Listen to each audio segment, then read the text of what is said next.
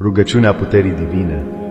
Doamne Tată Ceresc, Cel ce ai pus stelele pe cer și ai numit fiecare fir de nisip pe nume, mă plec acum în fața măreției Tale. Mâinile mele sunt întinse, inima mea e deschisă, sufletul meu strigă după Tine. Nu vin cu îndoială, nu vin cu frică, ci cu credință deplină, căci Tu ești stânca mea, pavăza mea, lumina ce nu se stinge nici în cea mai adâncă noapte.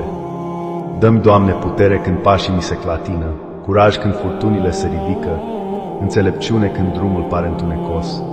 Rupe lanțurile care mă țin pe loc, sfărâmă zidurile care mă înconjoară, ridică-mă când căderea pare inevitabilă. În numele Tău mă ridic acum, în numele Tău declar victorie peste viața mea. Trimite-mi, Doamne, binecuvântarea Ta, așează pacea Ta peste mintea mea, peste casa mea, peste familia mea. Nimic din ce vine împotriva mea nu va prospera, căci Tu ești scutul meu, Tu ești sabia mea, Tu ești Cel ce merge înaintea mea și netezește calea. Astăzi las grijile la picioarele Tale, astăzi mă încred în voia Ta, astăzi știu că sunt în mâinile Tale și nimic nu mă poate smulge din ele. Slavă Ție, Doamne, slavă Ție în veci. Amin. Dacă ți-a plăcut această rugăciune,